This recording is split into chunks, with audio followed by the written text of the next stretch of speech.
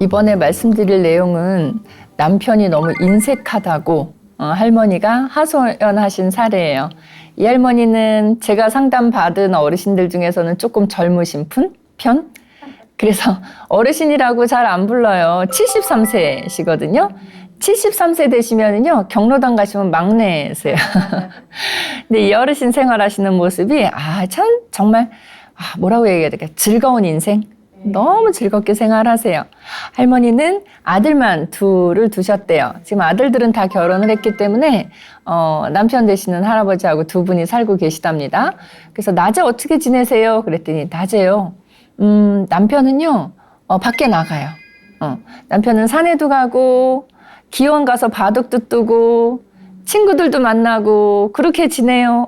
제가 보니까 할아버지도 잘 지내셔요. 할머니는요, 그러지. 저는 동네에서 지내는데요. 동네에서 뭐 하세요? 그랬더니 저는 이웃들하고 지내요. 저는 우리 동네 이웃들하고 밥도 같이 먹고 또 내가 아침에 국이나 찌개를 끓였는데 참 맛있게 됐더라 하면 그거 갖고 내려가서 같이 나눠 먹기도 하고 이렇게 지내요.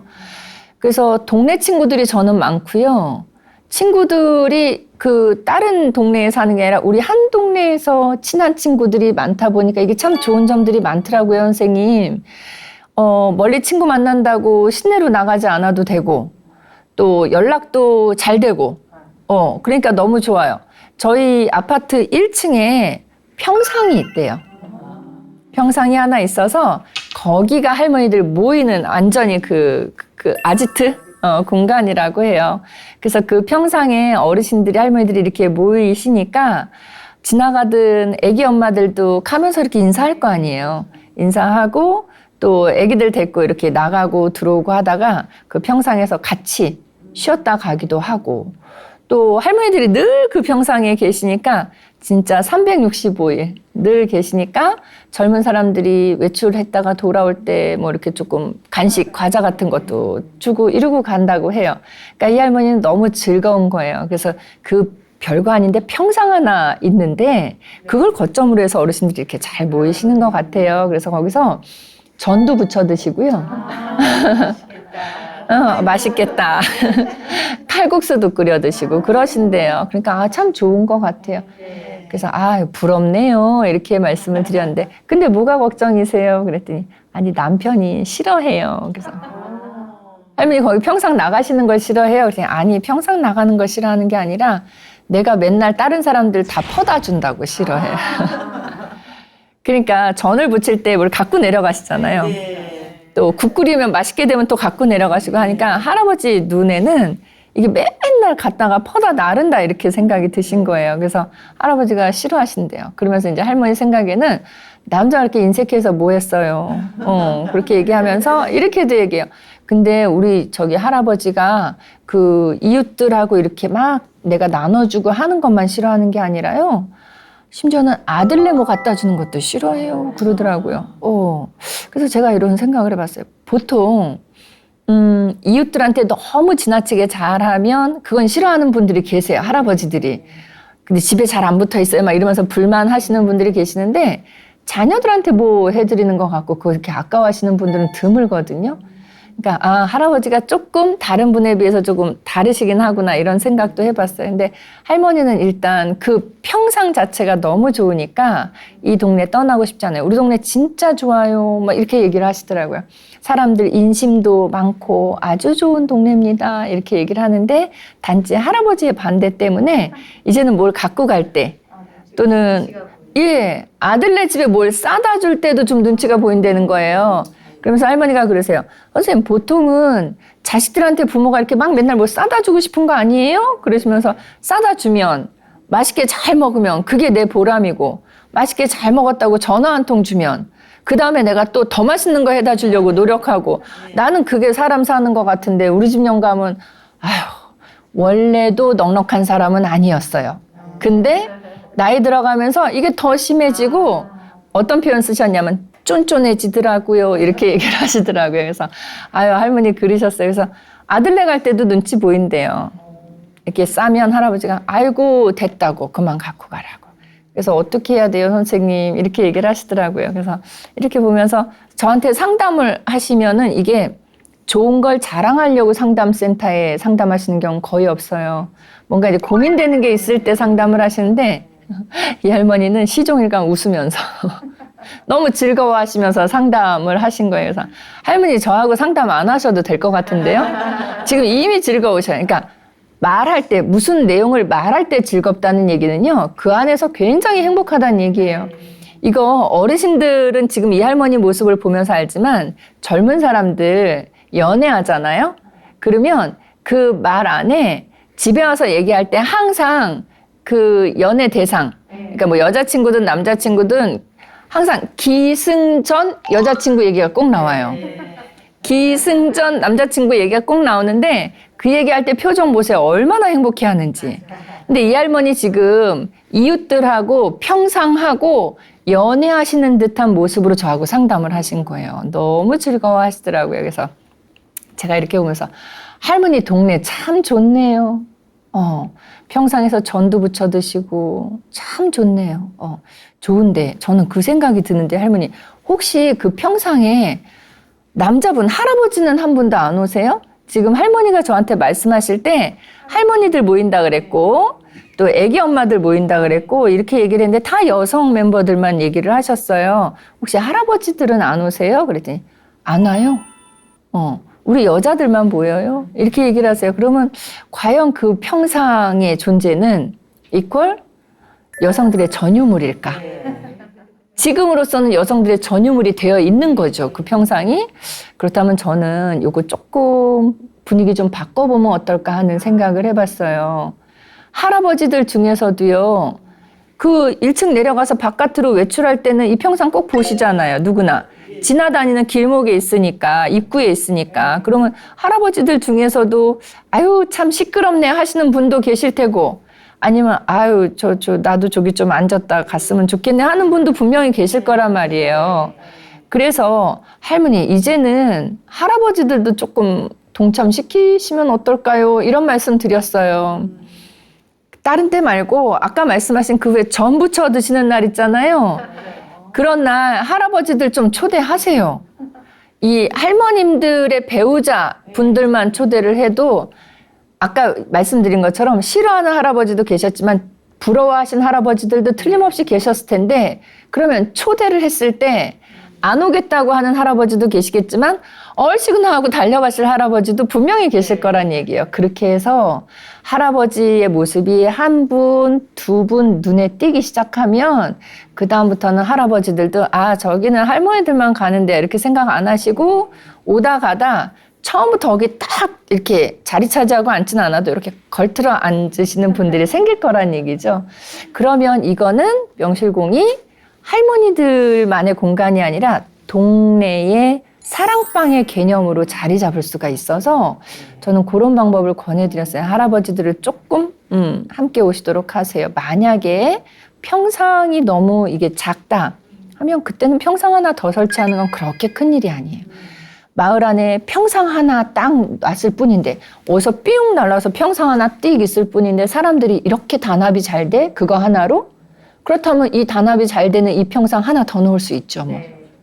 그렇게 해서 할머니들과 이제는 할아버지들도 모이기 시작하신다면 아까 이 할아버지 굳이 기원까지 가실 필요 없어요. 거기서 할아버지들 바둑도 뜨시고 장기도 뜨고 하실 것 같아요.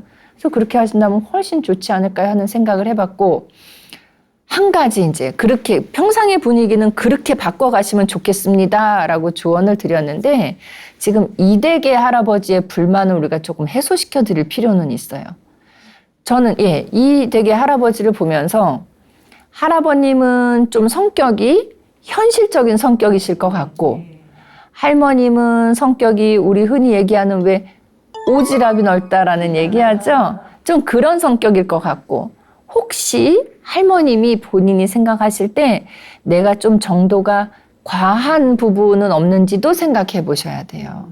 그러니까 할아버님이 뭐 인색하려고 인색한 게 아니라 너무 지나칠 수도 있어요. 또는 내가 베풀면 다른 이웃들도 나한테 베푸는 게 분명히 있으셨을 텐데 할머니가 혹시 내가 베푸는 모습만 그동안 너무 많이 보여준 건 아닌가? 내가 대접을 받거나 그분들이 나한테 해줬던 거를 할아버지한테 얘기하는 건 조금 덜 하지 않았나? 그런 얘기도 좀 와서 하시면 좋은데 그 얘기를 이렇게 하시면 좋아요. 할머니가 많이 베푸면 다른 분이 할머니한테 뭘 챙겨줬잖아요. 좀 갖고 들어오셔서 아 이거 저기 백사오 할머니가 이거 나 줬네 이렇게 얘기하지 마시고 이거 백사오 할머니가 저기 당신 갖다 주라고 하던데요. 먹는 걸 받으셨을 때 물론 나한테 준 거지만 그렇게 하지 마시고 이거 당신 갖다 드리래요. 이렇게 얘기하면 이게 또 달라지거든요. 할아버지 생각이. 아, 이 가서 이렇게 다 퍼주기만 하는 게 아니라 할머니들이 이게 도리어 나한테 이렇게 챙겨주는 게 돌아오는구나라고 생각을 하실 수도 있고 또 하나는 물질적인 거 퍼주는 거에만 우리가 초점을 뒀는데 할아버지가 혹시라도 할머니가 평생 이렇게 정말 사랑을 하고 계시잖아요. 그러면 그렇게 너무 몰입하고 이웃 친구들하고 함께하는 시간이 많아질 때 할아버지는 심리적으로 조금 외로움을 느끼지는 않았을까. 그러면 할머니가 다른 분들 이웃이나 친구들한테 내가 쓰는 시간에 일부분을 할아버지한테 조금 써주면 할아버지의 생각이 좀 달라질 수도 있지 않을까. 예를 들면 할아버지가 한 달에 한 번씩 약을 타러 병원에 가신다. 그날은 잘 다녀와요 이렇게 인사하시는 게 아니라 어디 나도 오늘 같이 갑시다. 그럼 할아버지가 분명히 그럴 거예요. 아이고 좋다 이렇게 얘기 안 하시고 아, 또 왜 안 하든 이렇게 반응하실 텐데 아유 내가 동네 사람 100이 필요해 당신 하나가 더 중요하지. 이게 말 하나로요. 우리 참 사람의 마음을 살 수 있거든요. 아유 나는 당신이 훨씬 중요해요. 오늘은 내가 당신 따라다니면서 보호자 할랍니다. 그러면 할아버지가 쭉 앞서서 걸어가시면서도 기분 좋으신 거예요. 그래서 그렇게 내가 챙겨주는 거를 이웃만 챙겨주지 않고 당신을 위해서 더 많이 챙겨주고 있습니다라는 거를 말이 아니라 할아버지가 느끼실 수 있도록 그렇게 좀 과하게 챙겨주신다면 할아버지는 앞으로 이웃 친구들 만나는 거에 대해서 할머니에 대해서 불만이 줄어들 수 있을 것 같아요. 예, 만나는 모습 보시면 아마 그럴 거예요. 할아버지 외출하시는데 할머니가 동네 분들하고 평상에 이렇게 모여서 즐겁게 얘기하시는 모습 보면은 예, 그래도 나한테 더 잘하는데 하시면서 가실 것 같거든요. 그래서 물질적인 것도 그렇고 또 심리적인 것 부분도 할아버지에게 조금 더 초점을 두어주시면 좋지 않을까 하는 그런 생각이에요. 아, 그러나 할머니 모습 보면서 이거를 이렇게 들으시면서 선생님들 혹시 그런 생각 드셨을 것 같아요. 아니 저기 시골은 지방은 다 저러나 봐요 이런 생각 드실 텐데 서울이에요. 서울입니다. 서울. 아 그래서 서울에서도 이런 모습이 있나요 하는데 있습니다. 지금 제가 서울이에요 그랬을 때 선생님들이 놀라신 이유가 이게 이제 무슨 얘기냐면 제가 학교에서 강의할 때 강의 과목 중에 지역사회복지론이라는 과목이 있어요. 그거는 말 그대로 이 내가 몸담고 살아가고 있는 이 지역사회 이 지역의 복지를 위해서 노력할 수 있는 그 과목을 얘기를 하거든요. 근데 이 할머니 이 동네는요 이미 지역사회 복지를 하기 위한 세팅이 잘 갖추어진 거예요. 이 부분은 지역사회 복지할 때 많은 학자들이 가장 이상적인 지역사회의 모습을 뭘로 두고 있냐면 우리나라로 치면 전통적인 우리나라의 동네 모습 그걸 가장 이상적으로 기본으로 깔고 있어요. 전통적인 우리나라 동네 모습이 뭐냐면 왜 어느 집에 음식하면 쫙 접시로 다 돌리는 거 있잖아요. 그런 모습. 또 어느 집에 엄마가 오늘 저기 시골에 고향에 다녀오셔야 되는데 그러면 이 집 애 맡아서 봐주는 거. 이런 모습을 지역사회 복지에서는 가장 이상적인 모습으로 딱 기본으로 설정해놔요. 근데 그렇다고 치면 이 할머님 지금 사시고 계시는 이 동네는 그 지역사회에서 얘기하는 가장 이상적인 동네의 모습을 갖추고 있어요. 그래서 할머니한테 마지막 부분에 제가 하나 더 조언을 드린 게 뭐냐면 할머니 모이셔서 즐거운 얘기하시고 맛있는 거 해드시고 하는 거 아주 좋은 거예요. 근데 하나만 더 덧붙이시면 좋을 것 같아요. 이렇게 모이셨을 때 우리 동네가 조금 더 발전하려면 우리 동네가 복지적으로 조금 더 행복해지려면 우리 동네가 갖고 있는 문제는 뭐가 있을까? 우리 동네 개선해야 될 점은 뭐가 있을까? 이런 얘기도 옛날에는 우리 반상회 가서 했잖아요. 근데 지금은 반상회라는 게 많이 없어졌잖아요. 그러니까 이 평상에서의 모임이 우리 동네를 개선하고 좀 더 좋은 동네로 바꾸고자 하는 노력을 하는 그런 장소로도 활용됐으면 좋겠다는 얘기예요. 지역사회 복지를 할 때는요, 그 동네에 어떤 문제점이 있다는 걸 동네 사람들이 다 너도 나도 그래, 그게 우리 동네의 문제다라고 인식을 하는 데부터 시작이 되거든요. 근데 일부러 뭘 의논해야 되니까 모여주세요 이럴 필요 없이 여기는 모임은 일단 만들어져 있으니까 지역사회가 좀 더 나은 사회가 될 수 있도록 하기 위한 방법. 그러면 좀 더 왠지 좀 건설적인 느낌이 들어서 더 좋지 않나 싶어요. 너무너무 좋은 흐뭇한 동네의 모습이었어요. 어느 동이냐고는 질문하지 마세요. 자, 농담이었고, 근데 저는 그런 생각했어요. 우리 동네는 어떤가라는 생각을 해보게 되는데, 이렇게 평상처럼 거창하게 막 많은 사람들이 모이는 거는 못 봐도 동네 할머님들, 연세 많은 분들 이렇게 좀 앉아서 쉬시는 거는 가끔씩 보시게 되는 것 같아요.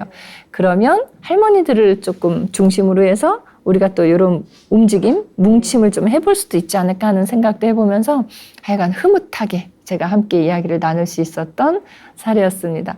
첫 번째 사례, 일단은 내 남편, 그러니까 할아버님이 인색해요라고 투덜투덜 하셨지만 아주 행복하게 지내는 동네의 모습들을 보여주셨던 사례입니다. 이 사례 함께 하시면서 혹시 궁금한 점 있으시면 질문 주시면 답변 드리겠습니다.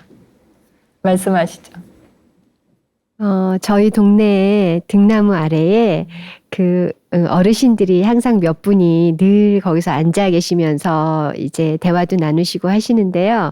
연세가 좀 많아 보였습니다. 네. 제가 그분들에게 어떤 도움을 드릴 수 있을지, 네네, 말씀해 주세요.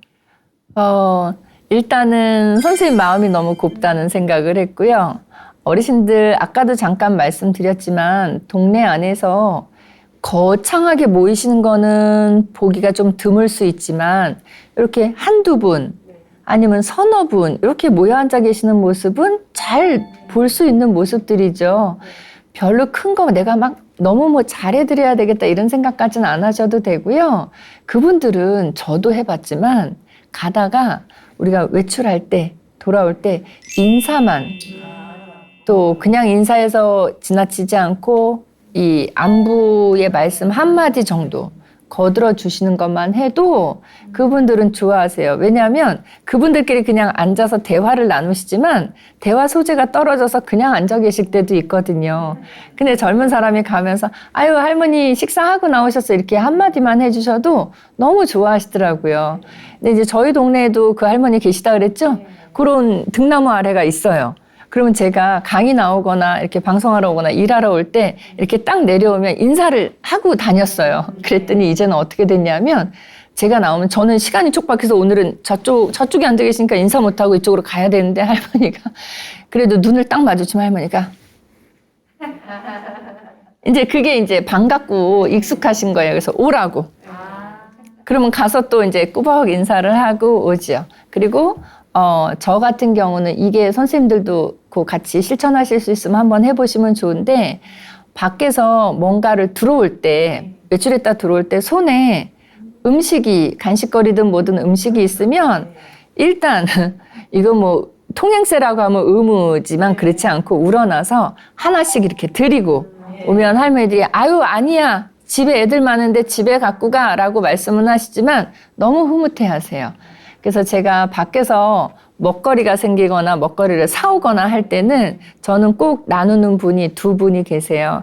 그 335 앉아 계시는 할머니들한테 하나씩 드리고 또 경비 아저씨 꼭 하나 드리고. 그러니까 제가 먹고 나누어 드리는 개념이 아니라 먼저 드립니다. 그래서 이제 박스도 집에서 개봉하는 날은 거의 없고 먹는 게 이제 박스에 뭐 쬐끔쬐끔한 빵이라든가 뭐 이렇게 간식거리가 있으면 항상 경비실에서 개봉을 해요. 해서 반을 딱 떼어드리고 그리고 반을 갖고 요즘은 가족들이 식구 수가 많지 않기 때문에 그거 다 가져가서 먹는 것보다는 반 딱 나눠드리면 이분들은 더 즐겁게 드실 수 있거든요. 그래서 그런 방법들도 할 수 있으시다면 한번 실천해 보시면 좋을 것 같아요. 제 생각에는 이 할머님 사시는 지역이 중랑구예요. 그러니까 중랑구하면 조금 익숙하지 않으신 구죠. 중랑구가 어디냐면 그 상봉동도 있고 면목동도 있고 한 그 지역이에요. 태는 좀 못 미쳐서. 근데 이제 그 지역만 해도 어르신들이 이렇게 많이 단합되는 모습들을 볼 수 있어서 요런 지역들, 이렇게 평상이 큰 역할을 하는 그런 동네가 많아진다고 하면 마을 사람들 사이에서 서로 생활하시다가 갈등이 있어도 평상에 와서 갈등 있는 분들 뭐 마주보고 앉겠어요. 등 돌리고 앉아서 이만큼 내밀고 등 돌리고 앉아 계시다가도 부침개 한쪽씩 나눠 드시면서 언제 그랬냐는 듯이 또 풀기도 하시고 해서 제 생각에는 집에도 평상을 하나 놓을까 하는 생각. 그래서 어르신들 많은 동네이기 때문에 이게 또 가능하지 않을까 싶어요. 동네마다 젊은 분들이 많은 지역이 있고 어르신들 많은 지역이 있는데 그 서울시에서 아이들이 제일 많은 구가 노원구라고 얘기를 합니다. 그래서 이제 통계 자료들을 이렇게 제가 가끔씩 통계청 자료를 보면 사회적인 이 문제하고 관련해서 사회복지, 노인복지하고 관련해서 관심 있는 것들만 이렇게 뽑아서 보게 되는데 그런 부분들이 있는 것 같아요. 예를 들면 용산의 이촌동이다. 그럼 거긴 또 어르신들이 많이 사세요. 그래서 이 지역마다 이런 특색들이 있으니까 그런 지역의 특색을 잘 살리면서 지역사회 안에서 살아가신다면 모두가 조금 더 행복하게 지낼 수 있지 않을까 하는 그런 생각입니다.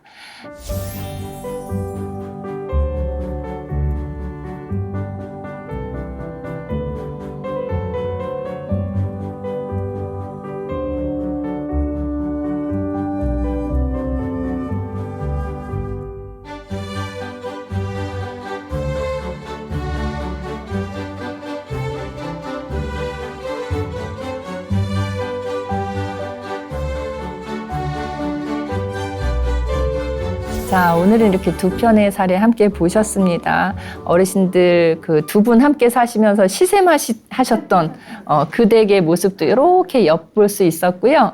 두 번째 사례에서는 시댁의 모습을 엿본 게 아니라 이 두 할머니, 할아버지 두 분 사시는 경우 할머니는 많이 퍼주시고 할아버지는 단단히 졸라 매시는 그런 사례를 보면서 이외의 모습, 그 할머니가 사시는 동네의 행복한 모습까지도 우리가 함께 볼 수 있었습니다. 오늘도 함께 해주셔서 감사드리고요. 다음 주에 또 찾아뵙겠습니다. 감사합니다.